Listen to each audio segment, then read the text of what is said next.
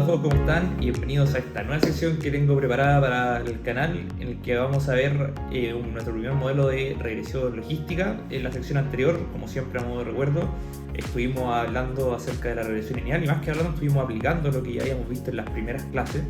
¿Ya? Realizamos dos proyectos. El último que hicimos fue predecir el valor de compra de un automóvil basado en ciertas características, un set que saqué de Kaggle. Y en esta nueva sección ya vamos a cambiar un poco el modelo, el paradigma. Ya no vamos a predecir un valor continuo, sino que vamos a empezar a predecir probabilidades para generar clasificación de ciertos ejemplos de los datasets con los que vamos a trabajar, ¿ya? Entonces, bueno, en este primer proyecto en el que vamos a trabajar es un set sumamente clásico que tiene que ver con el Titanic. Ya, el Titanic, bueno, todos sabemos que este barco que chocó con un iceberg que se hundió, hay una película.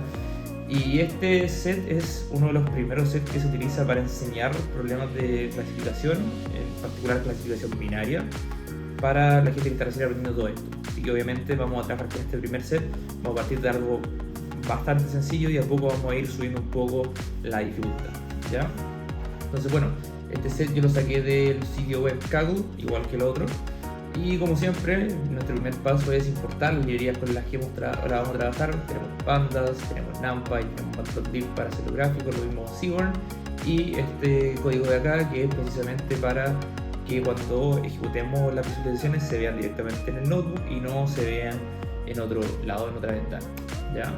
Entonces siempre se demora un poquito cargar la data, ahí estamos listos. Y ahora, bueno, yo tengo la data descargada, un archivo CSV.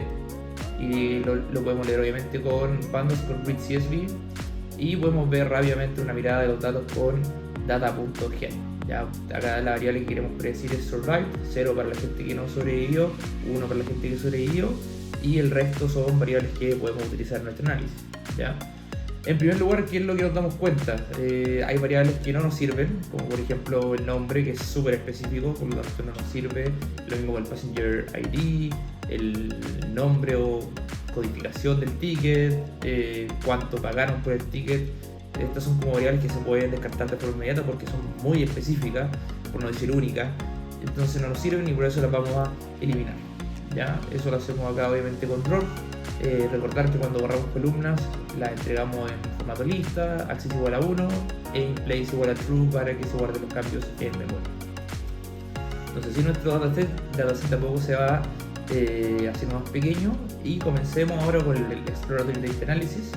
Siempre yo personalmente lo comienzo con un describe y un info para ver algunas medidas estadísticas, ver cómo van variando los datos, los valores mínimos, los valores máximos. Acá ya podemos ver que hay algo raro, porque si se fijan tenemos una edad que es 0.42, lo cual es bastante extraño. Por lo tanto vamos a tener que revisar un poco eso. Y el resto, por ejemplo, estas son variables categóricas, así que no hay mucho no hay cosas muy distintas en eso. Acá sí podemos ver que hay una cierta diferencia. Acá tenemos un valor máximo de 80, entonces vamos a tener que hacer algunas estandarizaciones para poder trabajar la data. Pero ¿dónde está lo interesante? ¿Ya? Es que, bueno, acá vamos a trabajar con un set igual relativamente pequeño, 891 datos. ¿Y qué nos damos cuenta? Que los datos anteriores que hemos trabajado no teníamos valores faltantes. Acá sí, y esto se asemeja mucho más a la realidad que el set anterior, ¿ya? Que tenemos acá, tenemos que para la variable edad tenemos 714 datos no faltantes, ¿ya? Es decir que tenemos casi la variable completa, pero aún así si hacemos la resta tenemos 177 datos que faltan acá, ¿ya? No es tanto, entonces podemos hacer algunas transformaciones. Por otra parte tenemos la variable embarked, que tenemos 889 datos no faltantes, es decir, nos faltan solamente 2. Obviamente eso es súper fácil subsanarlo, pero ¿dónde está lo interesante? Es acá en la variable cabin, ¿ya? En la variable cabin podemos ver que tenemos 204 datos no faltantes, es decir, tenemos 650 registros que no tienen este campo, por lo que lo ideal, lo que tenemos que hacer en este caso es simplemente eliminar la variable, ya, porque no podemos hacer ningún tipo de reemplazo porque nos falta prácticamente 3/4 de la data para esta columna y no nos va a decir nada, ¿ya? Entonces eso es lo que voy a hacer en esta celda. Voy a eliminar la variable cabin y así nuestro data frame se sigue achicando un poco más, ¿ya? Y bueno, a diferencia de los problemas que tienen que ver con regresión lineal, acá nosotros no estamos prediciendo un valor específico, ya estamos prediciendo probabilidades para ver si pertenecen a una u a otra clase, en el caso de clasificación binaria.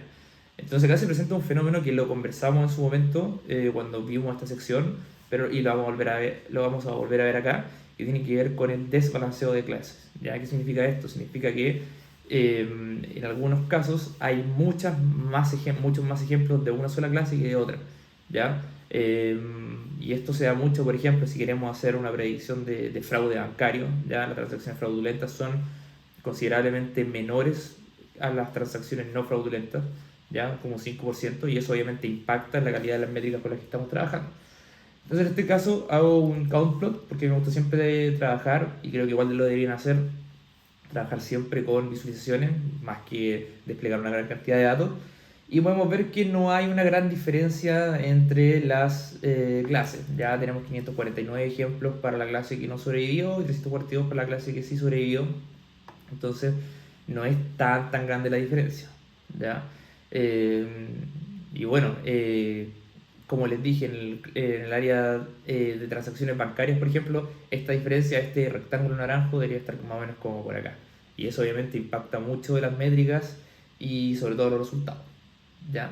Entonces, siguiendo un poco con el Exploratory Data Analysis, veamos por ejemplo la variable edad. Y acá tenemos un count plot. Recordemos que el count plot lo que hace es contar todas las variables, y nos damos cuenta que tenemos una gran variedad de datos. ¿Y por qué lo hice de esta forma? Que se ve tan mal, precisamente para explicarles que cuando armen visualizaciones traten de hacerlo de la forma más sencilla que se puede hacer para explicarle a la gente que no sabe datos, ¿ya? Las visualizaciones tienen que ser un apoyo, tienen que ser intuitivas, y en este caso este gráfico, por ejemplo, no me dice absolutamente nada, ¿ya? Es una masa de números que no me dice nada. Por lo tanto, ¿cómo puedo solucionar esto? Lo puedo complementar con un histograma. Ya recordamos que los histogramas agrupan en bins o intervalos los datos, y aquí sí se ve mucho más ordenado, y podemos ver que la masa de datos, el corazón de los datos, se ubica principalmente en el intervalo de edades entre 20 a más o menos 40, ¿ya? Entonces podemos ver esta misma información un poco más condensada y más ordenada, que es importante. Y también sería interesante ver cómo estos datos se relacionan precisamente con la variable que estamos prediciendo, ¿ya? ¿Tendrá algún tipo de relación la edad con la probabilidad de sobrevivir o no? Entonces, si tomamos este mismo ejemplo y le hacemos algunos cambios para que lo vaya coloreando según la categoría, si falleció o no, nos damos cuenta de un patrón algún tanto especial. Ya podemos ver que en edades pequeñas generalmente la tasa de sobrevivencia era mayor que en las edades más adultas, ¿ya? Y obviamente no hay una razón concreta para esto, pero para los que vieron la película, si se acuerdan, se dio prioridad a que las mujeres y los niños tomaran el bote para huir, ¿ya? Entonces eso podría ser una de las razones de por qué tenemos esta diferencia en la tasa de sobrevivencia de la edad, ¿ya? Entonces podríamos decir a priori que la edad sí puede afectar, es decir, que mientras más joven podría existir una probabilidad mayor de sobrevivencia que en la medida que uno es más adulto, ¿ya? Y estas conclusiones, que obviamente son conclusiones a priori, las podemos ir sacando de las visualizaciones, y queda mucho más ordenado que lo que teníamos originalmente, ¿ya? Y con esto vamos a cerrar este primer capítulo de nuestra nueva sección de regresión logística. Como siempre les digo, trato de hacer un video un poco más corto. En el segundo capítulo vamos a seguir hablando acerca de las visualizaciones y luego empezar a construir un poco los modelos, ¿ya? Así que desde ya, como siempre, muchas gracias por formar parte de la comunidad de Telus. Ojalá que le puedan dar un dedito para arriba, que le recomienden a la gente, a sus amigos, familia, que se suscriban al canal para que sigamos creciendo. Y nos vemos en el próximo video. Chao, chao.